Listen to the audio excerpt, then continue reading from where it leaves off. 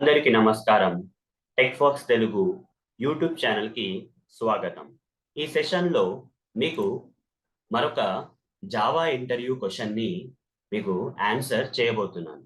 ఆ క్వెషన్ వచ్చేసి how constructors are different from methods in Java. మనం జావాలో కన్‌స్ట్రక్టర్స్ వాడతాము, మెథడ్స్ వాడతాము. చూడ్డానికి కన్‌స్ట్రక్టర్స్ గాని, మెథడ్స్ గాని ఒకేలాగా ఉంటాయండి. కానీ కొన్ని డిఫరెన్సెస్ అనేవి ఉంటాయి. కొన్ని తేడాలు అనేటివి ఉంటాయి. మరి ఈ క్వెషన్‌లో వారు అడిగేది ఏందంటే కన్‌స్ట్రక్టర్స్ మెథడ్స్ తోటి కంపేర్ చేస్తే ఏ విధంగా లైక్ తేడాగా ఉంటాయి? ఏ ఏ తేడాలు ఉంటాయి కన్‌స్ట్రక్టర్స్‌లో? మెథడ్స్‌లో లేనివి కన్‌స్ట్రక్టర్స్‌లో ఉన్నవేంటి? ఆ కన్‌స్ట్రక్టర్స్‌లో ఉన్నవి మెథడ్స్‌లో లేనివి ఏంటి? అనేది మనం వివరించాలి. ఇంకా ఇంకా నార్మల్‌గా చెప్పాలంటే కన్‌స్ట్రక్టర్స్‌కి, మెథడ్స్‌కి మధ్యల ఏమేం తేడాలున్నాయి చెప్తే ఈ ఆన్సర్‌కి జవాబు మనము ఇచ్చినట్టే. సరే అండి. అయితే మొదలు పెడదాం. కన్‌స్ట్రక్టర్స్‌కి, మెథడ్స్ మధ్యల ఏమేం తేడాలున్నాయో చూద్దాం. ఫస్ట్ కన్‌స్ట్రక్టర్స్ గురించి చూద్దామండి. కన్‌స్ట్రక్టర్స్‌ని, మెథడ్స్ మనం చూసినప్పుడు కన్‌స్ట్రక్టర్స్‌కి రిటర్న్ టైప్ అనేది ఉండదండి. మెథడ్స్‌కి ఉంటుంది. మనము ఒకవేళ ఈ మెథడ్ వచ్చేసి ఏం రిటర్న్ చేయకపోయినా గానీ, ఈ మెథడ్ ఏం రిటర్న్ చేయకపోయినా గానీ, వాయిడ్ అనే కీవర్డ్‌ని జావా కీవర్డ్‌ని మనము రిటర్న్ టైప్ లాగా వాడాల్సొస్తదండి. ఈ మెథడ్ మనకి ఇ ఇప్పుడు ఈ మెథడ్‌ని ఎవరైనా కాల్ చేస్తారు. ఈ మెథడ్ ఏం రిటర్న్ చేయకున్నా గానీ, ఈ మెథడ్ డెఫినిషన్‌లో మనం వాయిడ్ అనే కీవర్డ్ వాడాలి. వాయిడ్ అంటే ఈ మెథడ్ ఏం రిటర్న్ చేస్తలేదు. దీన్ని కూడా మనం రిటర్న్ టైపే అంటాం. కానీ కన్‌స్ట్రక్టర్‌లో ఆ వాయిడ్ అనే కీవర్డ్ కూడా వాడాల్సిన అవసరం లేదండి. అసలు ఏం రిటర్న్ చేయదు కాబట్టి, ఎట్లాగో ఏం రిటర్న్ చేయదు కాబట్టి, ఏ రిటర్న్ చేసినా అసలు రిటర్న్ చేయాల్సిన పరిస్థితే లేదు కాబట్టి, ఇట్లా వాయిడ్ కీవర్డ్ కూడా మనం వాడాల్సిన అవసరం లేదు. ఈ కన్‌స్ట్రక్టర్ మనం క్రియేట్ చేసినప్పుడు. అదే మనము మెథడ్ క్రియేట్ చేస్తే మాత్రం ఏదన్నా ఈ మెథడ్ రిటర్న్‌గా ఏమన్నా ఇస్తుంది అంటే దాని యొక్క డేటా టైపు. ఓకే. ఎలాంటి డేటాని రిటర్న్ చేస్తుందో ఆ డేటా యొక్క డేటా టైప్‌ని మనము ఇక్కడ రిటర్న్ టైప్ కింద ఇస్తాము. కానీ మెథడ్ ఏం రిటర్న్ చేయట్లేదనుకోండి. అప్పుడు వాయిడ్ అనే కీవర్డ్‌ని ఇస్తాము. ఇది మీకు ఫస్ట్ ప్రాక్టికల్‌గా ఒక్కొక్క లైన్ మీకు చూపించుకుంటూ ఈ ఈ ఎక్స్‌ప్లనేషన్ అంతా చేస్తానండి. చూద్దాం. ఇక్కడ ఎక్లిప్స్ ఐడీకెళ్ళిపోయాను. ఓకే. సో, ఇక్కడ నేనొక కన్‌స్ట్రక్టర్ అని ఉంది గదా! ఇక్కడ ఇంకొక క్లాస్ అనేది నేను క్రియేట్ చేస్తాను. ఒక కొత్త క్లాస్ క్రియేట్ చేస్తాను చూడండి. ఇట్లా రైట్ క్లిక్ చేసి ఇక్కడ ఒక కొత్త క్లాస్ క్రియేట్ చేస్తాను. ఆ కొత్త క్లాస్ వచ్చేసి డెమో4 అని చెప్తాను. డెమో4 అని చెప్పేసి ఇక్కడ మెయిన్ మెథడ్ ఇచ్చేసి ఫినిష్ చేసేస్తాను. చేసిన తర్వాత మనకి ఈ క్లాస్ పేరుతోటి ఒక క్లాసు, దాని కింద ఒక మెథడ్ అనేది వచ్చేస్తాయి మనకి. ఓకే. అనేది వచ్చేస్తాయి. అయితే ఈ మెథడ్‌లో నేను ఏం చేస్తానంటే, ఈ మెథడ్‌లో నేను ఏం ఏం రాస్తానంటే, ఈ మెథడ్‌లో నేను ఏం రాస్తానంటే ఆహ్, ఇలా ఇప్పుడు ఈ మెథడ్‌లో ఏముంది మనకి మెయిన్ మెథడ్ అని ఉంది. ఇంకొక క్లాస్ క్రియేట్ చేద్దామండి. ఇక్కడ నుంచి మనం మెథడ్ కాలింగో, కన్‌స్ట్రక్టర్ కాలింగో చేసుకుందాము. ఇక్కడ ఇంకొక క్లాస్ క్రియేట్ చేస్తాను. క్లాస్ ఏదో ఒక క్లాస్ ఇద్దామండి. బాక్స్ అనే క్లాస్ ఇస్తాను. ఏదో ఒకటి రాండమ్‌గా ఇస్తున్నాను. బాక్స్ అనే క్లాస్ ఇస్తున్నాను. ఓకే. అయితే ఈ బాక్స్ క్లాస్‌లో కొన్ని వేరియబుల్స్ క్రియేట్ చేస్తాను. కొన్ని మెథడ్స్ క్రియేట్ చేస్తానండి. ఓకే. లేకుంటే వేరియబుల్స్ ఎందుకండి ఓన్లీ మెథడ్స్ మీదనే చూద్దాం. కన్‌స్ట్రక్టర్ క్రియేట్ చేద్దాం. మెథడ్ క్రియేట్ చేద్దాం. బట్ ఫస్ట్ అయితే మెథడ్ క్రియేట్ చేస్తాను. పబ్లిక్ వాయిడ్ ఓపెన్ బాక్స్ అని చెప్పేసి ఒక మెథడ్ అనేది నేను క్రియేట్ చేశాను ఇక్కడ. ఓపెన్ బాక్స్ అనే మెథడ్ క్రియేట్ చేశాను. ఇందులో ఒక ప్రింట్ స్టేట్మెంట్ రాసుకొని ఒక ప్రింట్ స్టేట్మెంట్ రాసి బాక్స్ ఈస్ ఓపెన్ ఈ మెథడ్ ఎప్పుడైతే కాల్ చేస్తామో బాక్స్ ఈస్ ఓపెన్ అనేది ఓపెన్ అనేది ప్రింట్ అయిపోతుందండి. ఓకే. మెథడ్ ఎప్పుడైతే కాల్ చేస్తామో బాక్స్ ఈస్ ఓపెన్ అనేది మనకి ప్రింట్ అయిపోతుంది. అయితే ఇక్కడ మరి ఇది మెథడ్ అండి. ఇది మెథడ్. ఓకే. మెథడ్ లో మనకి నార్మల్ మెథడ్ ఉంటదండి. ఇంకొకటి స్టాటిక్ మెథడ్ కూడా ఉంటదండి. పబ్లిక్ స్టాటిక్ అని కీవర్డ్ ఎక్స్ట్రా కీవర్డ్ వస్తుంది మనకి ఇక్కడ వైడ్ అని చెప్పేసి క్లోజ్ బాక్స్ అందాం ఫర్ ఎగ్జాంపుల్. ఓకే. ఇది ఓపెన్ బాక్స్ అనేది నార్మల్ మెథడ్. స్టాటిక్ మెథడ్ అనేది స్టాటిక్ మెథడ్ అనేది static method. Okay. Box is close అని చెప్తాను. బాక్స్ ఈస్ క్లోజ్ అని చెప్తాను. అయితే ఈ మెథడ్ నుంచి నేను ఏం చేస్తానంటే ఇప్పుడు ఇవి మెథడ్స్ కదా. ఈ మెథడ్స్ కి చూడండి ఇక్కడ ఫస్ట్ పాయింట్ వచ్చేసి మెథడ్ కి రిటర్న్ టైప్ అనేది ఉంటదండి. మెథడ్ ఏం రిటర్న్ చేయకున్నా కానీ వాయిడ్ అనే కీవర్డ్ అనేది వాడతాం. చూడండి ఇప్పుడు ఈ మెథడ్స్ రెండు చూడండి ఓపెన్ బాక్స్ కానీ క్లోజ్ బాక్స్ కానీ చూడండి వాయిడ్ అనే కీవర్డ్ మనకి ఉంటదండి. ఓకే, వాయిడ్ అనే కీవర్డ్ మనకి ఉంటది కాబట్టి అది రిటర్న్ చేస్తుంది. ఓకే, వాయిడ్ అనే కీవర్డ్ ద్వారా మనము రిటర్న్ చేస్తాము. ఓకే, ఈ మెథడ్ కి వాయిడ్ అనే కీవర్డ్ రిటర్న్ టైప్ అన్నట్టు. ఇప్పుడు ఈ మెథడ్ ఏం రిటర్న్ చేయకపోతే వాయిడ్, ఏం రిటర్న్ చేయట్లేదు అని చెప్పడానికి వాయిడ్. కానీ ఇప్పుడు నేను కన్స్ట్రక్టర్ క్రియేట్ చేస్తే ఏమవుతుందో చూడండి, ఎన్ని తేడాలు వస్తాయి చూడండి. పబ్లిక్ అని రాయాలి ఇక్కడ. అయితే కన్స్ట్రక్టర్ లో ఈ రిటర్న్ టైప్ అనేది ఉండదండి. ఓకే, కన్స్ట్రక్టర్ క్రియేట్ చేసేటప్పుడు ఈ రిటర్న్ టైప్ అనేది ఉండదు. ఇక్కడ చూడండి, క్లియర్ గా మీకు చెప్పాను కన్స్ట్రక్టర్ లో రిటర్న్ టైప్ ఉండదు కాబట్టి ఇక్కడ వైడ్ కూడా రాయద్దు. ఇది వైడ్ రాస్తుంది కన్స్ట్రక్టర్ అవ్వదు. వైడ్ కూడా రాయద్దండి. ఆ కన్స్ట్రక్టర్ అసలు ఏది రిటర్న్, అట్లీస్ట్ మెథడ్ ఏదో ఒకటి రిటర్న్ చేసే పరిస్థితి ఉంది, లేకపోతే వైడ్ లేకపోతే ఏ డేటాను రిటర్న్ చేస్తే ఆ టైప్ మనం ఇక్కడ రాస్తాము వైడ్ బదులు. కానీ ఇక్కడ కన్స్ట్రక్టర్ అనే దాంట్లో అసలు రిటర్నింగ్ అనే కాన్సెప్టే లేదు కాబట్టి ఈ వైడ్ అనే కీవర్డ్ కూడా మనం వాడము. అట్లనే ఇంకొక తేడా కూడా మీరు ఇమీడియట్ గా అబ్జర్వ్ చేయాలి. నేను కన్స్ట్రక్టర్ రాసేలోపు కోడ్, కన్స్ట్రక్టర్ యొక్క కోడ్ రాసేలోపు ఏంటంటే కన్స్ట్రక్టర్ యొక్క పేరు క్లాస్ నేమ్ తోటి మ్యాచ్ అవ్వాలండి. ఓకే, ఇప్పుడు ఇక్కడ ఒక కన్స్ట్రక్టర్ క్రియేట్ చేస్తున్నామంటే దాని యొక్క పేరు వచ్చేసి క్లాస్ నేమ్ తోటి మ్యాచ్ అవ్వాలి. క్లాస్ నేమ్ తోటి మ్యాచ్ అయితేనే ఓకే అది కన్స్ట్రక్టర్. మెథడ్ లాగానే ఉంటది. ఇక్కడ సర్కులర్ బ్రాకెట్స్ ఇవన్నీ మెథడ్కి ఎట్లున్నాయి అట్లనే ఉంటాయి. కాకపోతే దాని నేమ్ ఎట్లుంది, ఇది మెథడ్ కాదండి, ఇది కన్స్ట్రక్టర్. ఎందుకంటే ఏదైతే ఇక్కడేమో ఓపెన్ బాక్స్ అని ఉంది, ఇది సేమ్ ఉందా మరి? బాక్స్ క్లాస్ కి ఓపెన్ బాక్స్ నేమ్ సేమ్ ఉందా, వేరే ఉందా? వేరే ఉండొచ్చు. మెథడ్స్ కి వేరే పేర్లు ఉండొచ్చు, కానీ కన్స్ట్రక్టర్ కి మాత్రం క్లాస్ యొక్క పేరు మాత్రమే మనం పెట్టాలి, వేరే పేర్లు పెట్టద్దు. పెడితే అది కన్స్ట్రక్టర్ అవ్వదు. అది రెండో తేడా. Name should be same as a class name. Constructor యొక్క పేరు క్లాస్ నేమ్ తోటి సేమ్ ఉండాలి. ఓకే, వేరు వేరుగా ఉండద్దు. అదే మెథడ్ నేమ్ ఏమన్నా ఉండొచ్చు, క్లాస్ నేమ్ ఉండాల్సిన అవసరం లేదు అనేది రెండో తేడా. మీకు రెండు విషయాలు అర్థమైనాయి. ఓకే, కన్స్ట్రక్టర్ ఇప్పుడైతే క్రియేట్ చేసినాము. ఇందులో ఒక నార్మల్ గా మెథడ్ లాగానే ఉంటుందండి, చూడడానికి ఇక్కడ మెథడ్ లాగానే ఉంటుంది చూడండి కన్స్ట్రక్టర్. కాకపోతే మెథడ్ లో రిటర్న్ టైప్ ఉంటుంది, కన్స్ట్రక్టర్ లో రిటర్న్ టైప్ ఉండదు. ఇక్కడ వాయిడ్ అనేది ఏం లేదు. మెథడ్ కి ఏ పేరన్నా ఉండొచ్చు, కన్స్ట్రక్టర్ మాత్రం క్లాస్ పేరే ఉండాలి. ఇక్కడ కన్స్ట్రక్టర్ లోపల రాస్తాము, మెథడ్ లోపల కోడ్ రాస్తాం అని ఇష్టం అది. ఓకే, ఇక్కడ నేను ఏం రాస్తానంటే బాక్స్. ఓకే, బాక్స్ క్రియేటెడ్ అని రాస్తాను, బాక్స్ క్రియేటెడ్ అని రాస్తాను ఏదోటి. ఓకే, ఐఎమ్ ఏ బాక్స్ అని రాస్తాను. Otherwise okay, I'm a box అని రాస్తాను, బాక్స్ ఇంట్రొడ్యూస్ చేసుకున్నట్టు రాస్తున్నాను సింపుల్. సరే, ఇక్కడ చూస్తున్నారు కదా, ఈ క్లాస్ లో ఇప్పుడు ఒక కన్స్ట్రక్టర్ ఉంది, రెండు మెథడ్స్ ఉన్నాయి. ఆ మెథడ్స్ లో ఒకటి నార్మల్ మెథడ్, ఒకటి స్టాటిక్ కీవర్డ్ ఉంది కాబట్టి స్టాటిక్ మెథడ్. ఇప్పుడు నేను మూడో తేడా మీకు వివరిస్తాను. అయితే ఆ మూడో డిఫరెన్స్ కానీ తేడా ఏంటంటే కన్స్ట్రక్టర్ క్లాస్ కి ఏంటంటే, మనం method call చేయాలనుకోండి.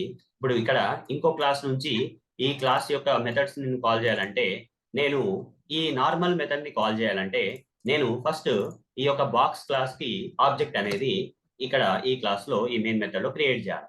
Box b1 is equal to new box అని ఒక ఆబ్జెక్ట్ క్రియేట్ చేశాను, న్యూ బాక్స్ అని చెప్పి క్రియేట్ చేశాను. అయితే ఈ ఆబ్జెక్ట్ ని ఈ ఆబ్జెక్ట్ రిఫరెన్స్ లో స్టోర్ చేసాం. ఈ ఆబ్జెక్ట్ రిఫరెన్స్ అండి. Okay, object reference. ఈ ఆబ్జెక్ట్ రిఫరెన్స్ వాడి ఓకే ఆటోమేటికల్ గా మెథడ్ అనేది నువ్వు రాసినంత మాత్రాన అది రన్ అవ్వదండి. దాన్ని మనం కాల్ చేయాలి. ఎట్లా కాల్ చేయాలి? ఆ క్లాస్, ఈ క్లాస్ లో ఈ మెథడ్ ఉంది కాబట్టి ఆ క్లాస్ సంబంధించిన ఆబ్జెక్ట్ క్రియేట్ చేసి దాని ఆబ్జెక్ట్ రిఫరెన్స్ వాడి మనము ఓపెన్ బాక్స్ అని కాల్ చేయాలి. అప్పుడు ఏమవుతుంది? ఈ మెథడ్ అనేది కాల్ అవుతుంది. రైట్ క్లిక్ అని చెప్పేసి రన్ యాజ్ జావా అప్లికేషన్ అంటే చూడండి, బాక్స్ ఈజ్ ఓపెన్ అని ప్రింట్ అయితే చూడండి, కాల్ చేసి ప్రింట్ అయింది, బాక్స్ ఈజ్ ఓపెన్ అని ప్రింట్ అయింది. అయితే ఇంకోటి కూడా ఐఎంఐ బాక్స్ అని ఇచ్చింది, మీరు ఎక్స్పెక్ట్ చేసి ఉండకపోవచ్చు. ఇక్కడ ఏం జరుగుతుందంటే ఈ కన్స్ట్రక్టర్ ఎట్లా కాల్ అయింది? మరి మీరు ఓన్లీ మెథడే కాల్ చేసారు కదా, మరి కన్స్ట్రక్టర్ ఎట్లా కాల్ అయింది అంటే ఆబ్జెక్ట్ క్రియేట్ చేసినప్పుడే ఇక్కడ బాక్స్, మీరు ఏదైతే లైన్ ఆబ్జెక్ట్ క్రియేషన్ కోసం రాస్తారో దాంట్లోనే కన్స్ట్రక్టర్ కాలింగ్ స్టేట్మెంట్ ఉంటుందండి. మీరు సపరేట్ గా b1 డాట్ బాక్స్ అని చెప్పేసి పిలవాల్సిన అవసరం లేదని ఇక్కడ మీరు పిలవాలా. ఓకే, ఇప్పుడు ఫర్ ఎగ్జాంపుల్ మీ ఇంట్లో ఫంక్షన్ జరుగుతుందండి అనుకోండి, మీ ఇంట్లోనే మీ సొంత ఫ్యామిలీ మెంబర్స్ తోటి, మీ వైఫ్ ని పిలుస్తారా ఫంక్షన్ కి? లేదు కదా, ఆటోమేటిక్ గా వాళ్ళే వస్తారు కదా. ఇది కూడా అంతే, ఇక్కడ ఫంక్షన్ జరుగుతుంది, ఆటోమేటిక్ గా ఈ వైఫ్ వచ్చేస్తుంది. ఓకే, ఫంక్షన్ కి అటెండ్ అవుతుంది. ఎట్లాగో మీరు సపరేట్ గా ఇన్విటేషన్ చెప్పాల్సిన అవసరం లేదు. కానీ మీ రిలేటివ్స్ అనుకోండి, ఈ మెథడ్స్ అన్ని రిలేటివ్స్ లాగా అన్నట్టు. ఈ మెథడ్స్ ని మనం పిలవాలంటే దాని యొక్క ఆబ్జెక్ట్ రిఫరెన్స్ అనేది క్రియేట్ చేసి సపరేట్ గా ఇన్విటేషన్ ఇచ్చి మరి పిలవాలి. ఇక్కడ ఇన్విటేషన్ ఏం అవసరం లేదండి, ఆటోమేటిక్ గా కాల్ అయిపోతుంది. చూడండి, నేను ఈ లైన్ తీసేద్దాం కొంతసేపు. ఇక్కడ నేను అని పిలుస్తున్నానా? పిలిచినట్టే లేదు. ఆబ్జెక్ట్ క్రియేట్ చేశాను, ఆ ఆబ్జెక్ట్ క్రియేషన్ స్టేట్మెంట్ లోనే ఈ బాక్స్ అనే కన్స్ట్రక్టర్ దీన్ని పిలుస్తుంది ఆటోమేటిక్ గా పిలుస్తుందండి. మన ఇంటి మెంబర్స్ ని పిలుచుకున్నట్టు ఆటోమేటిక్ గా పిలిచేస్తుంది. ఇక్కడ ఐఎంఏ బాక్స్ అని ప్రింట్ అవుతుంది. రన్ చేసి చూద్దాం చూడండి. ఇప్పుడు మెథడ్స్ రన్ అవ్వండి, ఓన్లీ కన్స్ట్రక్టర్ రన్ అవుతుంది. ఆబ్జెక్ట్ క్రియేట్ చేసినప్పుడు ఆటోమేటిక్ గా కన్స్ట్రక్టర్ రన్ అవుతుంది. కానీ మెథడ్స్ ని కాల్ చేయాలంటే, మీ రిలేటివ్స్ ని పిలవాలంటే ఇట్లాంటిది రాయాల్సిన ఆబ్జెక్ట్ రిఫరెన్స్ ద్వారా పిలవాలి. నార్మల్ మెథడ్స్ అయితే ఆ యొక్క క్లాస్ యొక్క ఆబ్జెక్ట్ రిఫరెన్స్ చేసి దాన్ని మెథడ్ ని పిలవాలి. లేదు లేదు స్టాటిక్ మెథడ్ అనుకోండి, అప్పుడు ఏం చేయాలి? స్టాటిక్ మెథడ్ ఎట్లా చేయాలంటే ఆ క్లాస్ పేరుతోటి పిలవాలి, ఆబ్జెక్ట్ రిఫరెన్స్ తోటి పిలవద్దండి. ఆ క్లాస్ యొక్క పేరు వాడి పిలవాలి. బాక్స్ డాట్ అని చెప్పేసి క్లోజ్ బాక్స్ అని పిలవాలి. ఆబ్జెక్ట్ రిఫరెన్స్ తోటి స్టాటిక్ మెథడ్స్ ని పిలవము. ఓకే, క్లాస్ పేరుతోటి పిలవాలి. ఇక్కడ ఆబ్జెక్ట్ రిఫరెన్స్ తోటి పిలిచిన, క్లాస్ పేరుతోటి పిలిచిన మనము ఇన్విటేషన్ ఇచ్చే పిలుస్తున్నాం కదా. ఏదో ఒక ఇన్విటేషన్, అది ఆబ్జెక్ట్ రిఫరెన్స్ రూపంలో ఇన్విటేషన్ ఇస్తున్నాము, లేకపోతే వాట్సాప్ లో పంపిస్తున్నాం, లేకపోతే ఇంటికో ఇస్తున్నాం, అంతే తేడా. కానీ పిలవాల్సిందే మనం. పిలవకపోతే వాళ్ళు ఫీల్ అయ్యి రారు మన ఫంక్షన్ కి. కానీ ఇక్కడ ఫీల్ అయ్యేది ఏం లేదండి, డైరెక్ట్ ఆటోమేటిక్ గా కాల్ అయిపోతుంది, ఆటోమేటిక్ గా వస్తారు ఫంక్షన్ కి అన్నట్టు. మన ఫ్యామిలీ మెంబర్స్ మనం పిలవాల్సిన అవసరం లేదు, వాళ్ళే మనకి హెల్ప్ చేసి ఇంకా చాలా మందిని పిలుస్తూ ఉంటారు ఫంక్షన్ కదా. సో అదంది తేడా. మీకు ఇంకా చాలా అర్థమైంది అనుకుంటారు. ఒక ఎగ్జాంపుల్ ద్వారా కూడా చెప్పాను మీకు కన్స్ట్రక్టర్ ఎట్లా చూడాలి. When we create objects create చేసినప్పుడే కన్స్ట్రక్టర్స్ ఆటోమేటిక్ గా కాల్ అయిపోతాయి. కానీ మెథడ్స్ అట్లా కాదండి. మెథడ్స్ ని ఎక్స్ప్లిసిట్ గా, సపరేట్ గా, స్పెషల్ గా మనం పిలవాలి. దాన్ని ఆబ్జెక్ట్ రిఫరెన్స్ తోటి పిలుస్తారా? ఒకవేళ అది నార్మల్ మెథడ్ అయితే ఆబ్జెక్ట్ రిఫరెన్స్ తోటి పిలవాలి. లేదు నార్మల్ మెథడ్ కాదంటే దానికి ఒక ఏమంటారు, క్లాస్ పేరుతో పిలవాలి. స్టాటిక్ మెథడ్ అయితే క్లాస్ పేరుతో పిలవాలి. ఏదైనా ఒక టైప్ ఆఫ్ ఇన్విటేషనే కదా. అట్లా ఇవే అండి తేడాలు, ఇంకేం లేదు. క్లాస్ కి ఐ మీన్ కన్స్ట్రక్టర్ కి మెథడ్ కి మధ్యలో ఉన్న తేడాలు ఇవే అండి. అయితే ఇంకొక పాయింట్ కూడా చెప్తాను. ఇంతకు ముందు ఇంటర్వ్యూ క్వశ్చన్ లో కూడా మీకు అది ఆల్రెడీ ఆన్సర్ చేశాను. ఒకవేళ మీకు ఇంకా క్లుప్తంగా ఎక్కువగా మీకు తెలుసుకోవాలి దాని గురించి అనుకుంటే, కన్స్ట్రక్టర్ కి మెథడ్ కి మధ్యలో ఒక కనెక్షన్ ఉంది, దాని గురించి మీరు ఇంకా ఎక్కువ విషయాలు తెలుసుకోవాలంటే ఇంతకు ముందున్న వీడియో చూడండి. ఇంటర్వ్యూ క్వశ్చన్ సంబంధించిన వీడియో అంతా మొత్తం ఎక్స్ప్లెయిన్ చేశాను. ఏంటంటే మనము ఇప్పుడు ఎప్పుడైతే ఒక క్లాస్ క్రియేట్ చేస్తామో, ఆ క్లాస్ ఆబ్జెక్ట్ క్రియేట్ చేసినప్పుడు ఆ క్లాస్ లో ఉన్న వేరియబుల్స్ ని ఈ ఆబ్జెక్ట్ కి ఇనిషియలైజ్ చేయాలి. ఎన్ని ఆబ్జెక్ట్స్ ఆ క్లాస్ క్రియేట్ చేస్తే అన్ని సార్లు ఆ క్లాస్ యొక్క వేరియబుల్స్ ని ప్రతి ఆబ్జెక్ట్ కి ఇనిషియలైజ్ చేయాలి. ఆ ఇనిషియలైజేషన్ ప్రాసెస్ ఏదైతే ఉందో అది ఏది సింప్లిఫై చేస్తుందండి, ఏది అన్నిటికన్నా ఉత్తమమైనది సింప్లిఫికేషన్ ప్రాసెస్ లో ఎక్కువ మంది వాడేది ఏంటంటే మెథడ్ వాడతారు, కన్స్ట్రక్టర్ వాడతారు. కానీ కన్స్ట్రక్టర్ ఇంకా మంచిదండి. ఓకే, కన్స్ట్రక్టర్ ఇంకా సింప్లిఫై చేస్తుంది.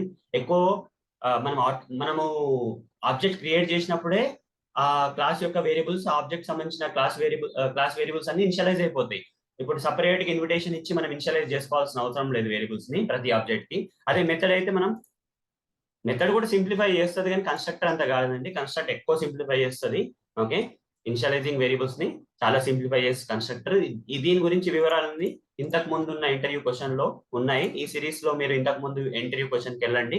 అక్కడ పర్పస్ ఆఫ్ కన్స్ట్రక్టర్ అని, కన్స్ట్రక్టర్ వల్ల ఉపయోగం ఏందనేది ఒక టాపిక్, ఒక క్వశ్చన్ కి ఆన్సర్ ఇచ్చాను. అందులో ఇదంతా ఎక్స్ప్లెయిన్ చేశాను మీకు. కన్స్ట్రక్టర్స్ వల్ల లాభమే అదే అండి. ఆటోమేటిక్ గా ఆబ్జెక్ట్ క్రియేట్ చేసినప్పుడే ఆ క్లాస్ సంబంధించిన వేరియబుల్స్ ని ఆబ్జెక్ట్ కి ఇనిషియలైజ్ చేసేస్తుంది. అదే కన్స్ట్రక్టర్ యొక్క అడ్వాంటేజ్ అన్నట్టు. ఓకే, దాని యొక్క యూజ్ అన్నట్టు.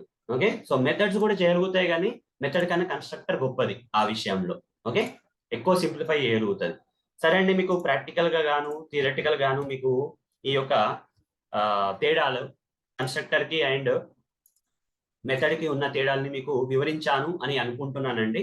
మీకు ఇదంతా అర్థమైందని నేను అనుకుంటున్నానండి. అయితే మీరు ఈ కోడ్ కావాలంటే మీరు స్క్రీన్ షాట్ తీసుకోండి ఈ కోడ్ ని. ఓకే, ఈ కోడ్ ని స్క్రీన్ షాట్ తీసుకోండి, మీ మెషిన్ లో సేవ్ చేసుకోండి. స్క్రీన్ షాట్ లాగా చేసుకొని మీ మెషిన్ లో మీరు ప్రాక్టీస్ చేయండి. ఒకటి వింటే సరిపోదండి, ప్రాక్టీస్ చేయాలి. ప్రోగ్రామ్స్ ఎప్పుడైనా రాస్తూ ఉంటేనే మనము చాలా గ్రేట్ అయిపోతూ ఉంటాము. ఓకే, తెలియకుండానే మనకంతా మనం ఇట్లా రాస్తూ వెళ్ళిపోతూ ఉంటాము, మనకు భయం అనేది వెళ్ళిపోతుంది. సో ఇట్లాంటి చిన్నవి కూడా మనం రాస్తూ ఉండాలి. ప్రతిదీ ప్రాక్టీస్ చేయండి. అలా ప్రాక్టీస్ చేయడం వల్ల మీరు ఇంటర్వ్యూస్ లో కూడా ఇంకా కాన్ఫిడెంట్ గా మీరు ఆన్సర్ చేయగలుగుతారు. సో ప్రాక్టికల్ గా థియరటికల్ గా ఈ ఆన్సర్ ని నేను మీకు వివరించాను.